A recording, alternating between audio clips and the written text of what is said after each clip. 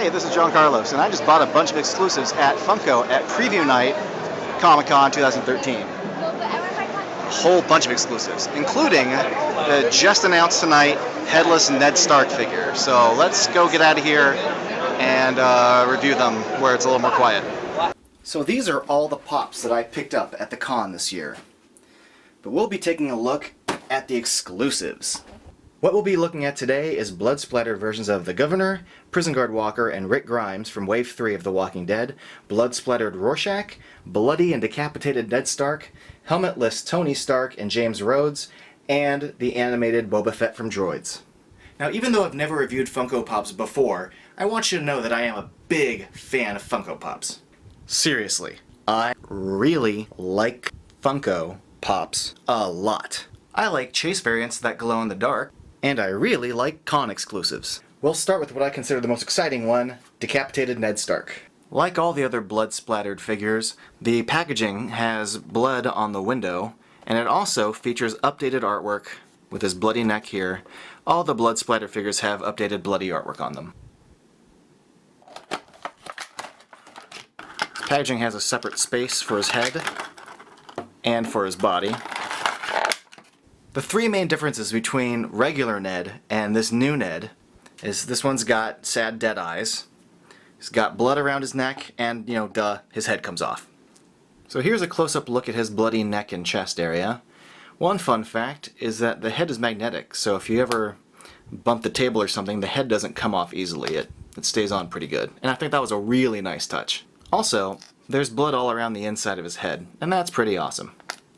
This new Ned Stark is not only my favorite of the con exclusives, I think it's my favorite pop that I have.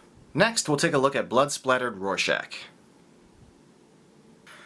So here's little bloody Rorschach, and I really like how he turned out. I just think it's hilarious in general that a Rorschach exists as a cute little Funko Pop.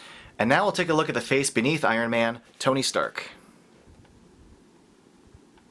There have been plenty of Iron Mans made by Funko already, but this is our first Tony Stark, and I think doing this head is a great idea for an exclusive. I think they did a great job on the hair. It totally reads as Tony Stark's hair and really does help define his face within the simplicity of the Funko face sculpts. And the paintwork on the goatee is pretty good too. The body is the same body from the previous Iron Man 3 figure from the Iron Man line, and yes, this is a bobblehead. And now we'll take a look at the Iron Patriot without his helmet, James Rhodes. Doing an unhelmeted version of Iron Patriot was also a fun idea. Don Cheadle's look in the film has less defining features, but you get who he is. He's also a bobblehead, but his shoulder-mounted gun limits how much wobble you can get. So now you can have buddies Tony and Rhodey hanging out together without the helmets. It's a fun idea. I like it. And now here's Boba Fett as he appeared in the animated series Droids. Now Boba Fett, like all the other Star Wars bobbleheads, comes with a little black display base, which I'm not really a big fan of, but luckily they come off. I think making the base removable was really nice on Funko's part. That way, they're in the same height range as all the other pops. Here's a close-up look at Boba Fett from the back. And there's a close-up look at his Mandalorian insignia, the Bantha skull. And if you're familiar with the character, then you know he had a radically different paint scheme in the Droids show than he did in the movie series. Here's a side-by-side comparison of the original Boba Fett pop.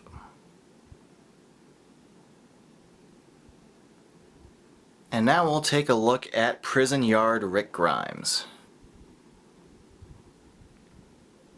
I'm a real stickler for paint applications, and I had to sift through a lot of these at the con until I found one that I liked. Some barely had any red light misting at all, others had big red polka dotted freckles. But, like Goldilocks tasting porridge, I think I found one that was just right. In fact, I saw some that were bloodier, but I thought that this one's blood splatter looked the most natural. There's a close-up of his little gun. And here's a look at Rick's longer hair from Season 3.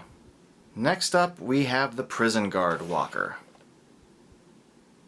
I had no trouble picking one of these out. The blood splattering on all of them was pretty straightforward and good.